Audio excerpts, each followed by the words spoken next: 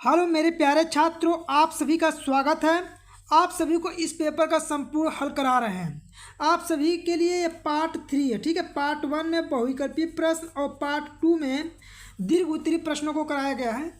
जो शेष सवाल आपके बच्चे हैं इस पेपर का, यहाँ पे आप सभी को हल कराएंगे। तो ये गणित का पेपर आप देख सकते हैं। आपको ये सब पता है। पूर्णांक 70 नंबर का और 3 घंटा 15 मिनट समय मिलेगा।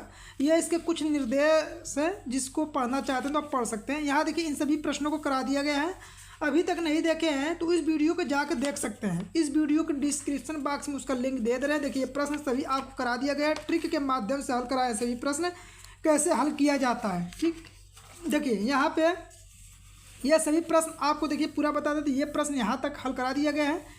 इसके आगे का प्रश्न आपको कराएंगे। यहाँ देखिए, जो आपके बोर्ड के एग्जाम में 4 नंबर का प्रश्न पूछता है वो प्रश्न आपको कराने वाले हैं।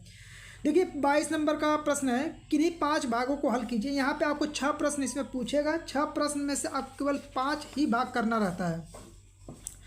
तो देखिए, ये सब आपके जो प्रश्न रहेंगे टोटल 4 नंबर के रहने वाले हैं।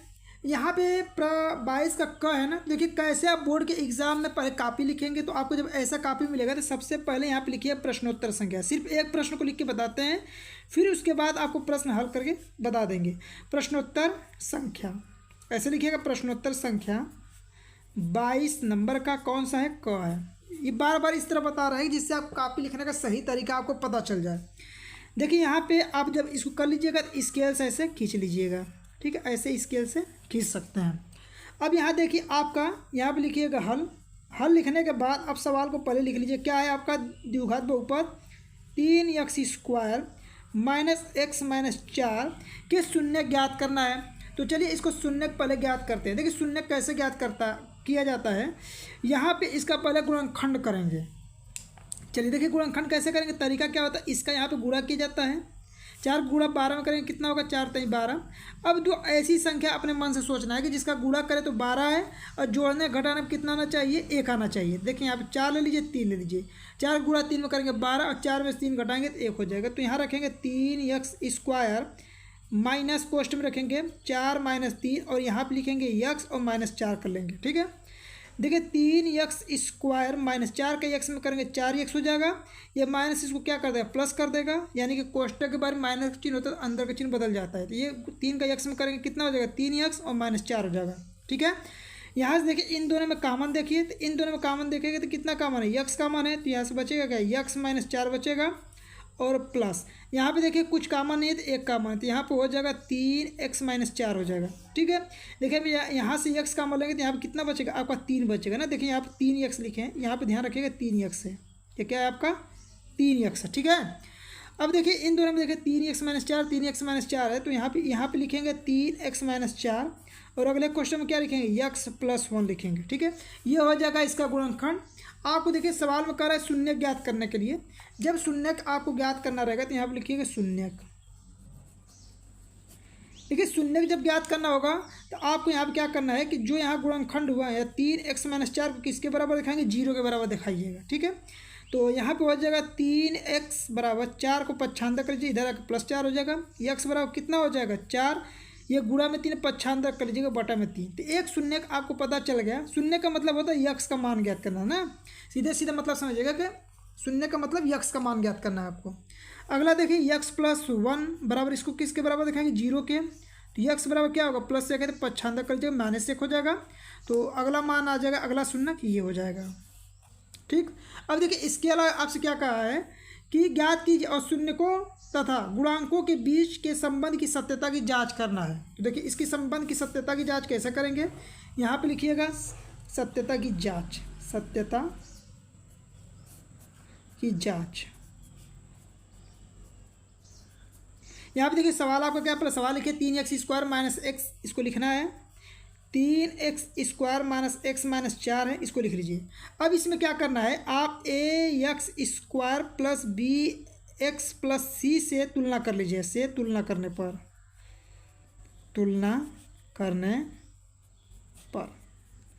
जब तुलना करेंगे तो देखिए यहाँ पे मान कितना होगा? तो देखिए a का मान कितना आएगा? x² का गुणांक 3 है तो यहाँ a बराबर 3 हो जाएगा। b बराबर कितना हो जाएगा? -1 और c बराबर हो जाएगा -4।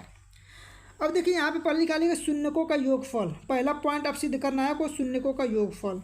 शून्यकों का योगफल, योगफल इसका फार्मूला होता है -b/a होता है। देखिए शून्यकों के योगफल मतलब शून्य आपके पास ये दोनों है, इन दोनों को हल करेंगे तो 4/3 यहाँ पे जोड़ना है तो -1 है तो -1 रख लीजिए। यहाँ पे देखिए माइनस है, b का मान क्या है माइनस है तो देखिए -1 कोष्टक में रखिएगा। a का मान कितना है 3। अब देखिए इसको हल कीजिए पहले। देखिए यहाँ पे क्या है 4 माइनस 3 का 1 में गुणा करेंगे 3 और बटा में 3 हो जाएगा। ये देखिए माइनस माइनस क्या कर देगा +3 हो जाएगा। घटा लीजिए 1/3 यहाँ पे दो 1/3। देखिए सत्यता की जांच हुआ कि नहीं, जब शून्यकों का योग ज्ञात किए तभी पे आपका ये आया है और फार्मूला पर लगा है तभी पे। तो इस तरह आपको सत्यता की जांच करना है। तो पहला पॉइंट यहाँ पे सत्यता की जांच हो गया।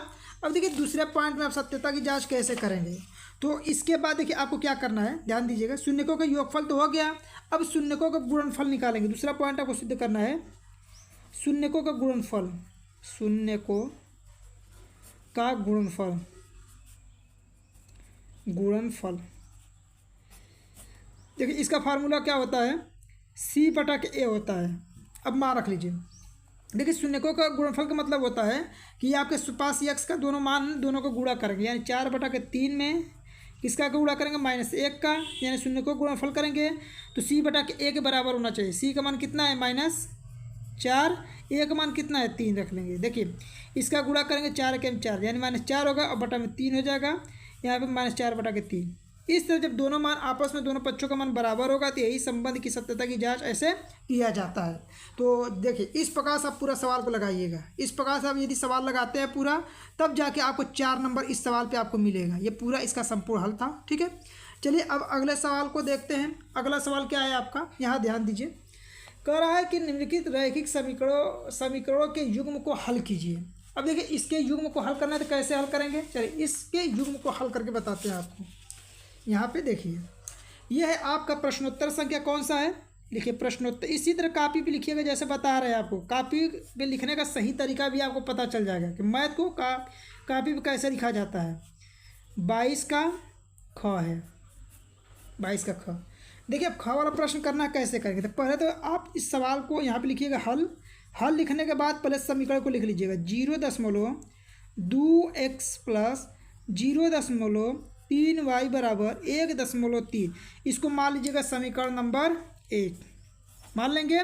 फिर इसके बाद आप लिखिएगा 0. कितना है 0.4x - 0.5y = 0.7। और यहाँ पे देखिए माइनस है तो माइनस को लगाना मत भूलिएगा। यहाँ पे देख लीजिए क्या है आपका माइनस है तो माइनस ही है। ठीक है, ये समीकरण नंबर 2 हो जाएगा। अब देखिए इस सवाल को हल करके x और y का मान ज्ञात करना है। तो देखिए कैसे हल करेंगे। जब भी आपको इस प्रकार का सवाल मिलेगा तो पहले नंबर पे आपको अपने दिमाग में ये रखना है कि दशमलव देखिए एक अंक पे है, दशमलव को हटाइए। अब दशमलव ये हटेगा कैसे, तो देखिए यहाँ पे लिखेंगे समीकरण 1। अब देखिए दशमलव हटाने के लिए इसमें 10 से गुणा करेंगे तो क्या हो जाएगा, दशमलव हट जाएगा।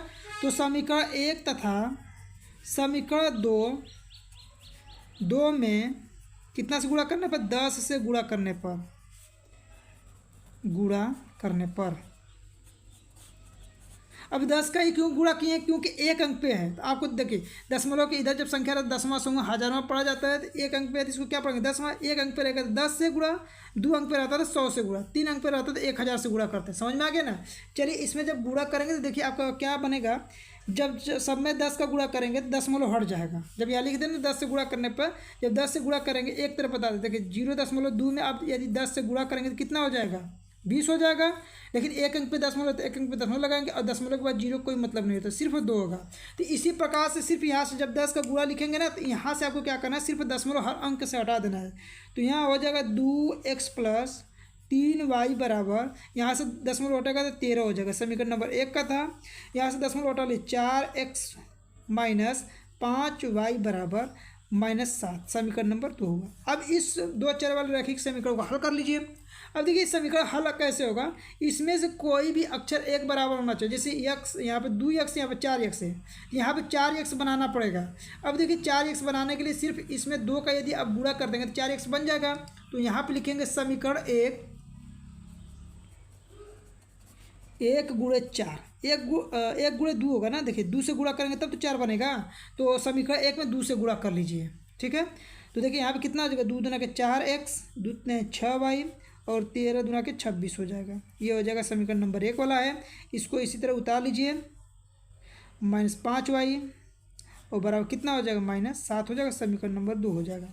अब इसको हल कीजिए। देखिए हल कैसे करेंगे, देखिए यहाँ पे प्लस प्लस है तो कटेगा तो है नहीं, तो यहाँ पे लिखेंगे घटाने पर। क्या लिखेंगे, यहाँ पे लिखिएगा घटाने पर।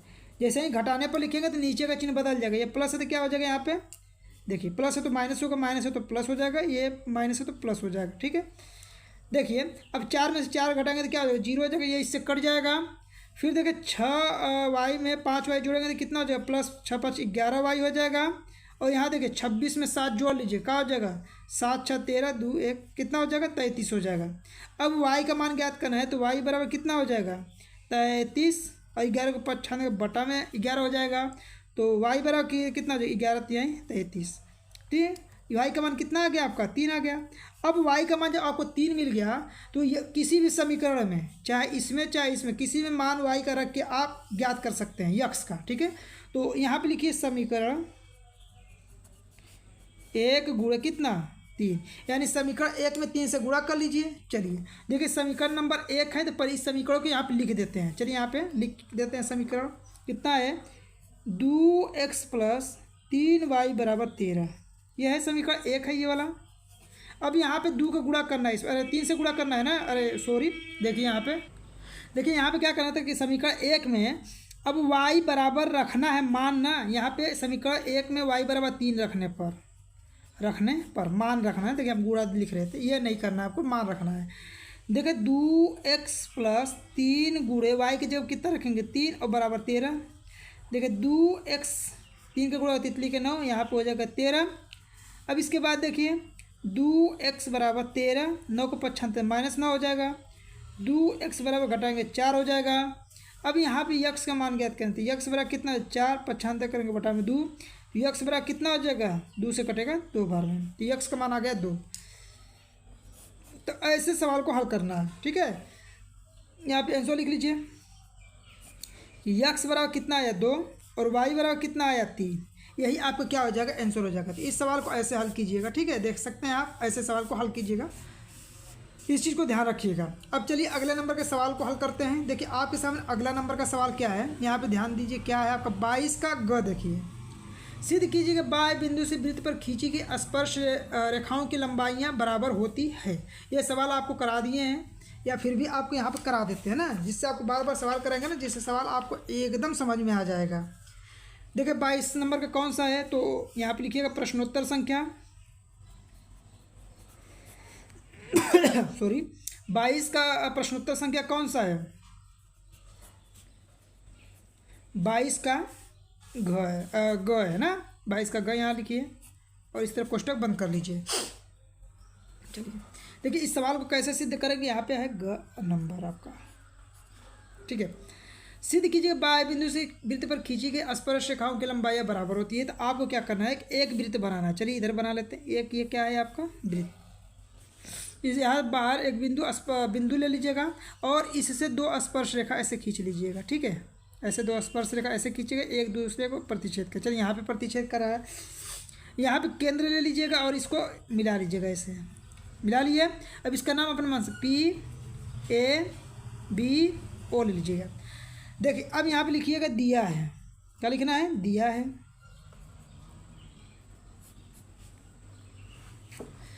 देखिए क्या दिया है आपका, यहाँ पे लिखेंगे कि ओ केंद्र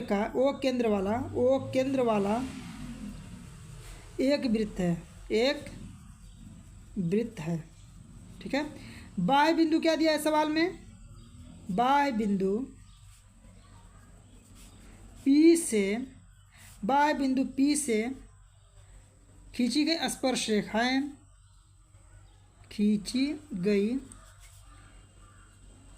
स्पर्श रेखाएं क्या है आपका, देखिए AP और क्या है आपका BP है, AP और क्या है BP है। यहाँ पे देख सकते हैं AP और BP क्या स्पर्श रेखा है। अब देखिए यहाँ पे सिद्ध करना है आपको, सिद्ध करना है,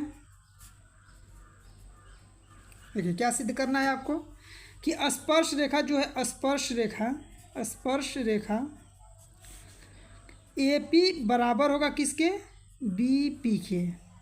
यानी ये रेखा इस रेखा क्या दिखाना है, बराबर दिखाना है।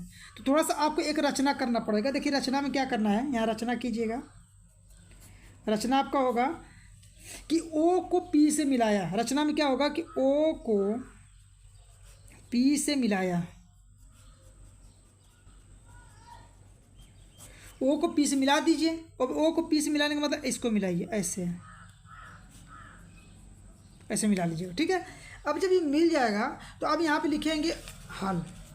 हल लिखिएगा चाहे उपपत्ति लिखिएगा, यहाँ पे लिखेंगे हल।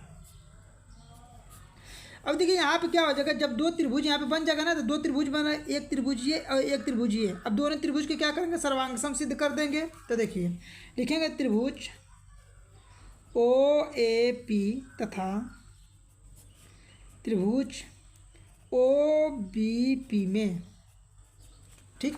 अब लिखेंगे, अब ध्यान से देखिए यहाँ पे देखिए ये इसके बराबर दिखाएंगे। क्यों कि ये सर्वांग ये क्या हो जाएगा, एक वृत्त की त्रिज्या थी, ये त्रिज्या बराबर होगा। तो यहाँ पे लिखिए OA बराबर OB।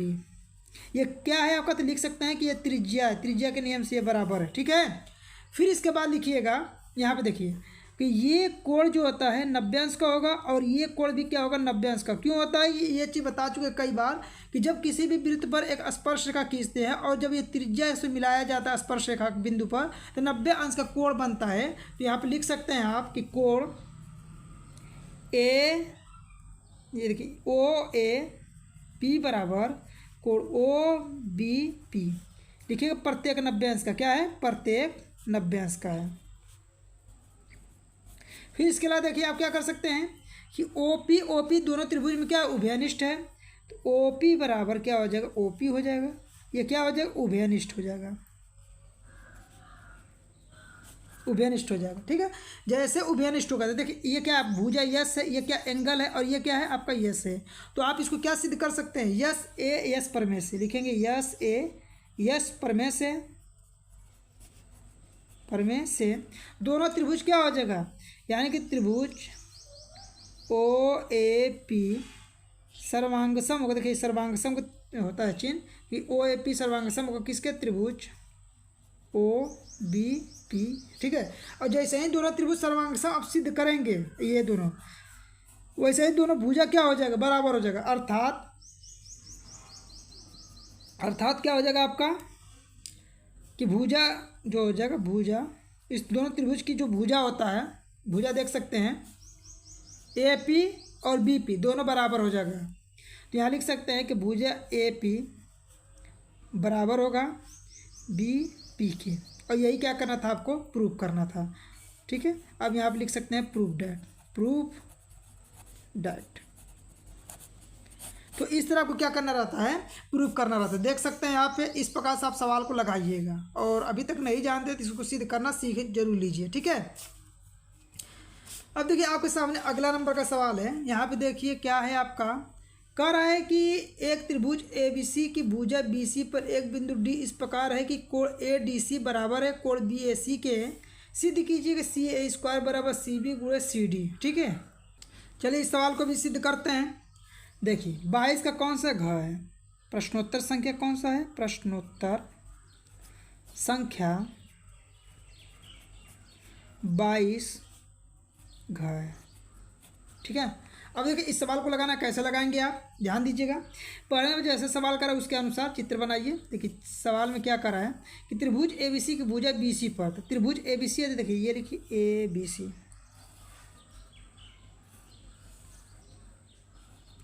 देखिए ABC लिखिएगा, ABC लिख लीजिएगा। त्रिभुज ABC लिख दिया आप।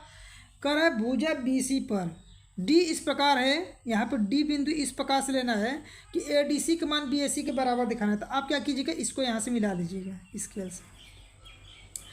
ADC का मान देखिए देखिए ये D बिंदु है, यानी ADC यानी इसका जो मान है, किसके बराबर, BAC के बराबर। देखिए BAC इसके मान के बराबर है, यानी ये कोण इस पूरे कोण के बराबर है, तो आपको सिद्ध करना कि CA² बराबर CB गुणे CD। तो देखिए इसको हल कैसे करेंगे आप।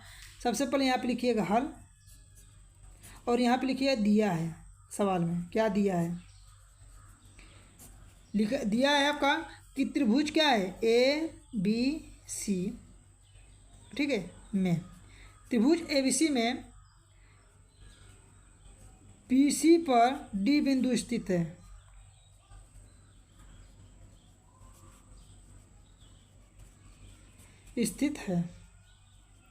ठीक है, BC पर यह बिंदु स्थित।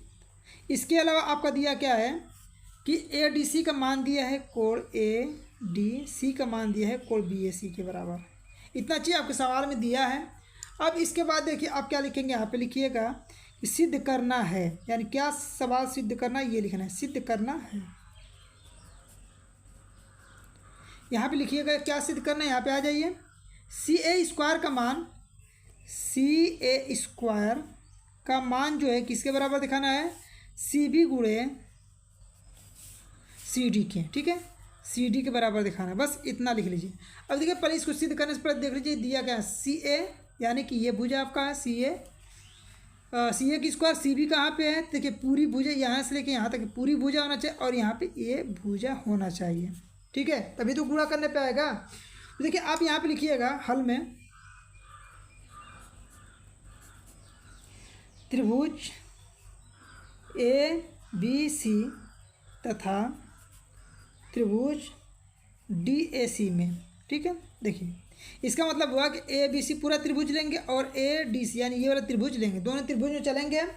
फिर यहाँ पे लिखेंगे आप कि कोण BAC जो है, BAC का मान जो है कोण ADC के बराबर, ADC के बराबर। देखिए BAC का मान जो है देखिए यहाँ पे,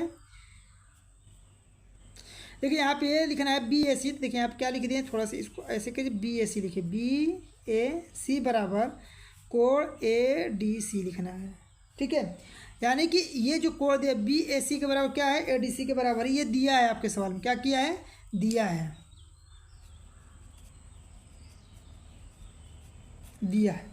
इसके बाद देखिए ACB जो है, देखिए ACB कोण ACB होगा, यानी ये वाला कोण जो है यहाँ पे देखिए दोनों त्रिभुज में क्या है, दोनों त्रिभुज के लिए उभयनिष्ठ है, यानी कोण ACB बराबर कोण ACB ही होगा। क्यों, कि देखिए इस त्रिभुज का नाम लेंगे ADC लेंगे तब वो C आ रहेगा, ABC लेंगे तभी पे C नाम आ रहा है, इसलिए क्या हो जाएगा, ये उभयनिष्ठ हो जाएगा। तो यहाँ लिखिए उभयनिष्ठ है, उभयनिष्ठ है, ठीक है। अब जो उभयनिष्ठ दिखा देंगे तो अब देखिए आपको क्या करना है कि जैसे ही किसी भी दो त्रिभुज में दो कोण आपस में बराबर होते हैं तो दोनों त्रिभुज क्या हो जाते हैं, समरूप होते हैं, यानी ABC समरूप होगा किसके, त्रिभुज DCA के, यानी दोनों त्रिभुज DAC के समरूप हो जाएगा। अब देखिए जैसे ही समरूप होगा तो इसमें भुजाओं का अनुपात क्या होगा, बराबर होगा। AC जो बराबर होगा, देखिए AC वाला जो भुजा है AC का अनुपात जो बराबर और DC के साथ में होगा बराबर। इसी तरह BC का अनुपात जो होगा किसके अनुपात में होगा, CA के बराबर होगा, ठीक है। देखिए यहाँ पे AC का अनुपात किसके साथ में है, DC के, तो देखिए AC का अनुपात जो है ये DC भुजा के अनुपात में है। इसी तरह BC का जो अनुपात है CA के अनुपात के बराबर है। अब देखिए इतना लिखने के बाद आप क्या लिखेंगे, AC, ठीक है, बटा में अब DC को हम क्या लिख सकते हैं, यह DC को हम लिख सकते हैं CB, यानी कि DC की इतनी भुजा क्या लिख सकते हैं, CB लिख सकते हैं। तो चलिए यहाँ पे लिखते हैं CB। देखिए यहाँ पे क्या कर सकते हैं, यहाँ पे देखिए आप पलटिए मत, इसको सीधा सीधा गुणा तिर्यक कर लीजिए। देखिए AC का AC में कर लीजिए गुणा, तो यहाँ पे क्या हो जाएगा, होल स्क्वायर हो जाएगा। AC का AC में कर तिर्यक गुणा कीजिए, इसका यहाँ पे कर लेंगे तो BC बराबर क्या हो जाएगा, DC हो जाएगा, ठीक है। और यही क्या करना था, आपको प्रूफ करना था, ये हो जाएगा आपका प्रूफ, ठीक है। अब देखिए आपके सामने अगला नंबर का सवाल क्या है, देखिए ये दिया है कि निम्नलिखित बारंबारता सारणी का माध्यक ज्ञात कीजिए। इसका माध्यक ज्ञात करना है। ये सवाल आपको माध्यक और कई बार बता चुके हैं, फिर भी एक बार बता दे रहे हैं, जिससे आप बार बार देखेंगे तो आपका फार्मूला भी समझ में आएगा, सवाल भी समझ में आ जाएगा। देखिए इस सवाल को लगाना कैसे लगाएंगे, यहाँ कहें तो देखिए अब यहाँ प्रश्नोत्तर संख्या तो आपको लिखने आ गया, प्रश्नोत्तर संख्या नहीं लिखेंगे। अब देखिए यहाँ पे वर्ग अंतराल दिया है तो वर्ग अंतराल लिख लीजिए, वर्ग अंतराल और साथ में क्या दिया है, बारंबारता दिया है। यहाँ पे ऐसे खींचिएगा और ऐसे खींच लीजिएगा, ठीक है। अब यहाँ पे मान रख लीजिए, देखिए 15 से 20 दिया है, 20 से 40 25 दिया है, 25 से 30, 30 से 35, 35 से 40, 40 से 50, 40 से 45 है ना, 40 से 45 और 45 से 50 है, क्या है 45 से 50 है, ठीक। इसके बाद आप क्या करेंगे, बारंबारता जो दिया है उसको भी लिख लीजिए, कितना दिया है 14 दिया है, 56 दिया है, 60 दिया है, 86, 74, 62, 48। अब क्या करेंगे आप, ऐसे चीना खींच लीजिएगा। अब देखिए यहाँ पे माध्यक ज्ञात करना है। माध्यक ज्ञात करने के लिए एक स्टेप आपको पता होना चाहिए कि संचयी बारंबारता यहाँ निकाला जाता है। चलिए संचयी बारंबारता निकालते हैं। संचयी बारंबारता, अब देखिए मान को रख लीजिए। देखिए इसको यहाँ पे लिखा जाता है 14, इसको यहाँ से जोड़ दिया जाता है। 56 में 14 जोड़ेंगे कितना हो जाएगा, 70 होगा, तो यहाँ 70 लिख दीजिए। फिर इसको इसमें जोड़ा जाएगा, 7 6 13, 130 हो जाएगा। फिर इसको यहाँ पे जोड़ेंगे आप, तो जोड़ लीजिए कितना हो जाएगा आपका। तो देखिए यहाँ पे हो जाएगा 6 8 3 11 216 हो जाएगा। 216 को इसमें जोड़ लीजिए, कितना हो जाएगा 290 हो जाएगा। 290 को इसमें जोड़ लीजिए तो 352 हो जाएगा, और 352 को इसमें जोड़ लीजिए तो 400 हो जाएगा। क्या होगा आपका 400 हो जाएगा, ठीक है। अब देखिए इतना निकाल लेंगे आप। अब आपको क्या करना है, यहाँ से अब n/2 निकल, पहले यहाँ पे देखिए एक स्टेप और देख लीजिए। यहाँ पे n ज्ञात कर रहा जाता है। n का मतलब होता है सभी पदों का योग। यहाँ पे देखिए 400 आया ना, तो यही वाला मान यहाँ पे आता है 400। तो अब क्या करना है, n/2 निकालना है। n/2 निकाल लीजिएगा तो 400 बटा के 2 कर लीजिए, भाग देंगे कितना हो जाएगा 200 हो जाएगा। अब जो संचयी बारंबारता है उसमें देखिए 2 से बड़ा कौन सा है, तो 2 से बड़ा आपका 216 आ रहा है। तो इसी लाइन को आप क्या कीजिएगा, घेर लीजिएगा ऐसे।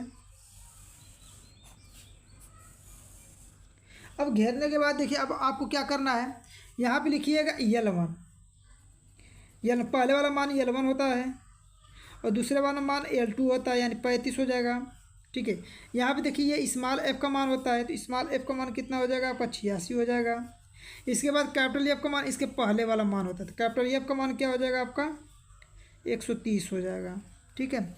इतना आप लिख लेंगे, देख सकते हैं यहाँ पे इतना लिख लीजिएगा। लिखने के बाद इसके बाद फार्मूला लगाइएगा। चलिए आ जाए फार्मूला पे। तो यहाँ पे माध्यिका बराबर क्या होता है, फार्मूला बार बार बता रहे हैं, ये क्या होता है L1 plus L2 minus L1 अपान स्मॉल f कोष्ट में n/2 माइनस कैपिटल F, और यहीं पे मान रख के हल कर लीजिए केवल। चलिए L1 का मान देखिए, यहीं से सब मान उठा कर रख रहे हैं आप, देख सकते L1 की जगह पे L1, L2 की जगह पे L2, यही सब मान रख रहे हैं। यहाँ पे L1 का मान कितना है 30 है, तो 30 कर लेते हैं यहाँ पे, प्लस L2 का मान कितना है 35 माइनस 30 है, और बटा में क्या है स्मॉल f का मान कितना है 86 है। n/2 का मतलब देखिए n/2 का मतलब क्या है, यहाँ पे 200 है ना, तो 200 रखेंगे, यहाँ पे 200 रख लीजिए। और माइनस कैपिटल F का मान कितना है, तो देखिए इसके पहले वाला जो मान रहता है वही कैपिटल F को होता है, तो 130 है तो 130 कर लीजिए, ठीक है। और इसी को क्या कीजिएगा, हल कर लीजिए केवल आप। चलिए हल करते हैं। देखिए 30 प्लस 35 में से 30 घटाएं कितना होगा 5, और 5 बटा के 86 हो जाएगा, गुणे 200 में से 130 घटा दीजिए कितना हो जाएगा 70 हो जाएगा, ठीक है। यही बचेगा ना, तो 200 में से 130 घटाइए 70 हो जाएगा। अब इसको हल कीजिए। देखिए यहाँ पे 30 हो जाएगा प्लस, अब देखिए 5 का गुणा 70 में कर लीजिए, तो 7 5 35, 350 बटा के 86 हो जाएगा। अब देखिए यहाँ पे क्या करना है आपको, यहाँ पे निकालना, तो देखिए ये हो जाएगा 30 प्लस 350 में 86 का भाग दे दीजिएगा, ठीक है। तो 350 में 86 का भाग देंगे तो आपको आएगा 4.06 का भाग देके देख लीजिएगा इतने आएगा। 30 में 4 जोड़ लीजिएगा कितना हो जाएगा 34.06 हो जाएगा, और यही क्या होगा आपका आंसर हो जाएगा। तो इस प्रकार से इस सवाल को आप लगाइएगा। तो देखिए आपको जो सवाल बताए हैं यही सवाल आपके पेपर में आएगा, बस हो सकता है कि आपका अंक थोड़ा इधर उधर हो जाए, लेकिन आपका पूरा सवाल यही आने वाला है, ठीक है। तो जितना भी सवाल आपको कराएं इतने सवालों को भी पढ़ के चले जाएंगे तो आप बोर्ड के एग्जाम में अच्छे नंबरों से पास हो जाएंगे। अब देखिए आपके सामने अगला नंबर का सवाल है। इस सवाल को देखिए, ये भी आपके बोर्ड के एग्जाम में 4 नंबर का ही पूछा जाएगा। क्या है, 4 नंबर है ना। देखिए यहाँ पे कह रहा है एक पासे को एक बार फेंका जाता है, निम्नलिखित को प्राप्त करने की प्रायिकता ज्ञात कीजिए। यानी क्या प्रायिकता आपको मिलेगा ये बताना है। देखिए जब एक पासे को एक बार फेंका जाएगा तो देखिए पासे को फेंकने पर क्या क्या संभावना हो सकता है। तो पासा फेंकने पर अंक आने की संभावना, अंक आने की संभावना,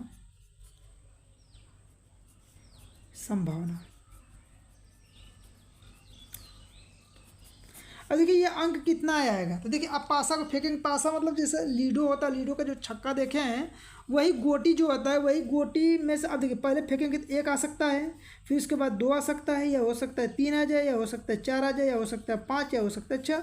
इसके अलावा 6 से अलावा तो आपका कोई मान आएगा नहीं। अब देखिए इसमें कह रहा है कि प्रायिकता ज्ञात कीजिए। तो पहला सवाल आपका है, बहुत सिंपल सा सवाल है। देखिए 4 नंबर का सवाल दिए, ये देखिए इसका खासियत। तो देखिए यहाँ पे अभाज्य संख्या, एक अभाज्य संख्या होता है। अभाज्य संख्या क्या होगा इसमें, अभाज्य संख्या। इसमें अभाज्य संख्या बताइए, इस 6 में कौन कौन सा होता है। एक 2 होता है अभाज्य संख्या, एक 3 होता है, 3 के अलावा देखिए 4 तो होगा नहीं, फिर 5 होता है। तो अभाज्य संख्या 2, 3, 5 होगा। अभाज्य संख्या आने की संभावना क्या है, अभाज्य संख्या आने की संभावना कितनी संभावना होती है। देखिए 1, 2, 3, 3 को अंक आ सकता है, चाहे वो 2 आ सकता है, चाहे 3 आ सकता है, 5 आ सकता है, ये हो जाएगा। अब कुल संभावना कितना है, कुल पासा फेंकने में कुल संभावना आपका है, देखिए कुल संभावना का मतलब ये 1, 2, 3, 4, 5, 6 संभावना है। तो यहाँ एक अभाज्य संख्या आने की प्रायिकता, एक अभाज्य संख्या आने की प्रायिकता बराबर क्या होता है, एक अभाज्य संख्या आने की प्रायिकता। तो देखिए यहाँ पे अनुकूल संभावना, अनुकूल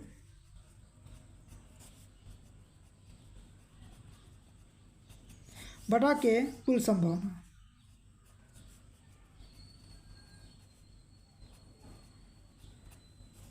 देखिए अनुकूल संभावना कितना है आपका, यानी कि जो आने की संभावना 3 है, और कुल संभावना कितना 6 कटा 3 के 3, 3 दूना के 6, यानी कुल मिला के 1/2 हो जाएगा। क्या हो जाएगा इसका आंसर, पहले का 1/2 होगा। तो ऐसे लिखेंगे। देखिए जब 4 नंबर के सवाल पूछ रहा है तो आप तो डायरेक्ट लगा के आंसर तो माना नहीं जाएगा, आपको लिख के आंसर बताना, जैसे लिख के बता रहे हैं। देखिए इसका दूसरा भाग आपसे क्या कहा है, दूसरा भाग कह रहा है कि 2 और 6 के बीच स्थित कोई संख्या, 2 और 6 के बीच स्थित कोई संख्या। तो देखिए 2 और 6 के बीच स्थित संख्या कौन कौन सा होता है, 2 और 6 के बीच स्थित संख्या।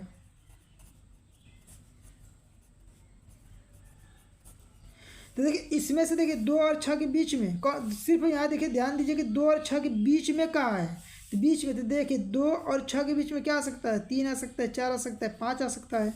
तो 3, 4, 5 आएगा, 3 आ सकता है, 4 आ सकता है, 5 आ सकता है। तो अनुकूल संभावना कितना इसका है, अनुकूल संभावना, अनुकूल संभावना का मतलब कितनी संख्या आ सकता है, 1, 2, 3 को, तो 3 हो जाएगा। और कुल संभावना कितना है, कुल संभावना, जो कुल संभावना है आपका कितना है, 6 है। टोटल संभावना 6 है। तो यहाँ पर लिखिएगा 3 और 2 और 6 के बीच स्थित संख्या की प्रायिकता।